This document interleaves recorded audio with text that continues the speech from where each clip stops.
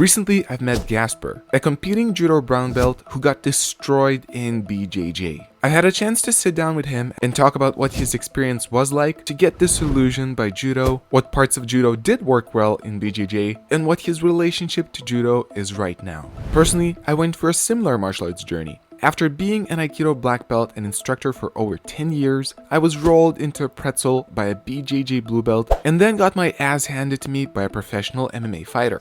It wasn't an easy experience to go through, so I was curious to hear how Gaspar handled his first exposure to the limitations of his martial art. I remember my first training, I went like, oh, I'm gonna trash everybody out in like a standing game. Was it a beginner's class, like white belt? Yeah. I suppose that I was gonna be better than them in the standing game, and it was like that. But then I was like, yeah, in the ground game, I think I'm gonna be better because in judo we learn some, basic ground game. And I was like, yeah, it's gonna be fine for me, blah, blah. And then I remember, just to go for the takedown, do the takedown, and after 2 seconds, just giving my back and getting choked. I didn't take it so hard. I was like, maybe I need to get used to it. I was like, it's just the first day because also the rules are different. I think that was even worse, not to accept the truth from the beginning, because every day that was passing I didn't have any more excuses. Gaspar thought that he was the only one going through such an experience. But what's interesting here is that his experience is actually very much universal. Many practitioners of various martial arts, after getting submitted by a BJJ practitioner for the first time, in the beginning believe that it was just bad luck.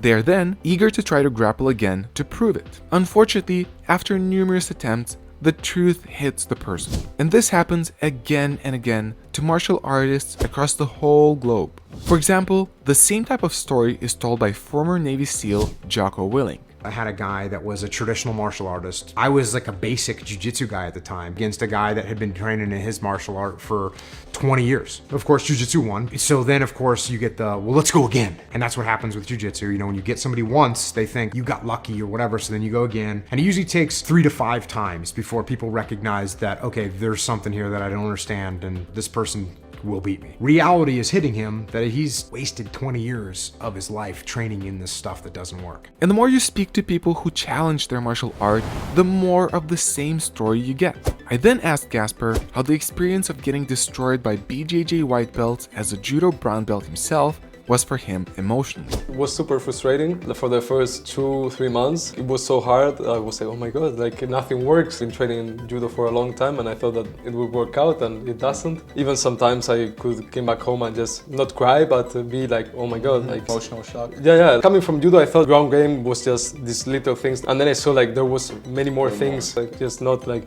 these 5-6 techniques that we teach in judo. Is like, and you sit there and turtle for 10 seconds and you stand up. Exactly. Turns out, this was not the first time Gaspar got exposed to the fact that BJJ white belts can usually destroy advanced judo practitioners on the ground. I saw some white BJJ belts crushing some judo black belts in the ground game, but I didn't give it too much of, I was like, okay, maybe it's just something random, you know? But it wasn't easy for Gaspar to go out and try BJJ, since that was not really encouraged by many judoka around him. They were like, we are here and BJJ guys have the looking down there, yeah. The rest of the people was kind of like, oh no, if this comes from BJJ, they even didn't care if it was useful or not, they just didn't want it. Don't make our judo dirty, you know, something like that. It was so funny how they were saying, you see, they are scared, they are always sitting down, they don't want to fight standing. I think we tend to overrate ourselves, like judokas. But despite having to struggle during his first few BJJ months, Gaspar found himself coming back to BJJ again and again. I asked him what kept bringing him back. There has been 3 places where I've trained judo and BJJ. Maybe it's just coincidence, I don't know, I don't want to generalize, but I lived in Klaipeda for a year and a half. I was training judo during that whole time. In that whole year and a half, I didn't make, okay, I could speak, but no, like, hi, how are you, blah, blah, and that, but that's pretty much it. And then first day BJJ, I ended up like with 3 guys inviting me to take a beer after training. Judo, like nobody ever talked to me outside the lesson. And then in BJG, it was like completely different thing. Then in the other gym, same. I was training judo for like a couple of months. The coach was great, but the thing is like the atmosphere was not welcoming at all. Never did anything outside of the lesson. And then I went to this BJJ team and more of the same. Let's meet up for a coffee before training, or let's do this. It was not so much BJJ, it was more the community. I have the feeling like BJJ is more like a family. I think that maybe because it's more modern, not so traditional. I think that Gaspar's opinion was on the right track. An important thing to mention here is that Japanese and Brazilian traditions and their approach to things are very different. In Japan, following the rules, keeping to yourself, and maintaining your face is of the utmost importance. Meanwhile, I was told that Brazilians are known for their lack of desire to submit to hierarchy or strict rules, and that they have a preference for informal relationships with other people. Although most of us don't have anything to do with Japan or Brazil, both Judo and Brazilian Jiu-Jitsu carried over not only the technical curriculum, but also the cultural approach, which can be evident in its communities. Gaspers Experience also aligned with this idea. I was worried that maybe in some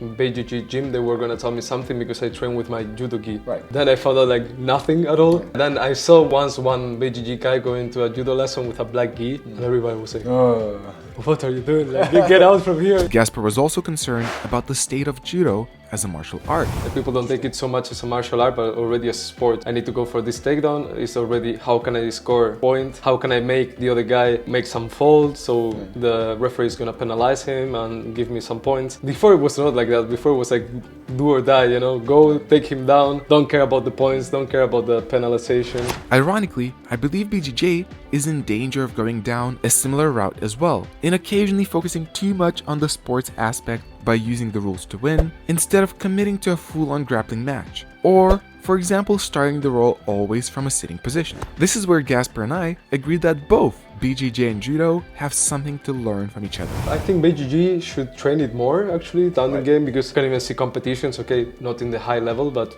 like normal competitions, and you can see the guys just sitting down or trying to go for takedowns, but they don't even know what they are doing. Maybe they go for a takedown that they don't know how to really do it, and they ended up in a bad position. I think Judo or wrestling or any kind of like standing game should be taught more in BJJ. Despite all the difficulties though, Gaspar continues to consider himself both a judoka and a BJJ player, as he continues to face various challenges. Every time I was going to the ground, I was just going to turtle position, which is a really judoka thing to do. Right. That was also affecting me, why people were thrashing me so easily. I was giving them half of the work already, and my BJJ coach was like, don't give your back, and seriously took me like 2-3 months to turn and go to like half guard or full guard or whatsoever. It got super frustrated because also I was feeling like I was not improving because I'm training with the same people every day. So the thing is like, I'm not only improving, they are also improving. Yeah. I was fighting them and weeks were passing. I was like, oh my God, I'm not improving. It's like, I'm the same as when I started. But then I moved to another place and I saw that my level was like, oh, okay, maybe I'm not that bad. Like I could see that I really improved, but in that close environment, I couldn't see it. It's doubtful if there's one single martial art that is the best, since each martial art has its flaws. The quicker we will accept the flaws of our martial art and will open up to challenge ourselves, the faster we will become better martial artists. And Gaspar is a great example of that.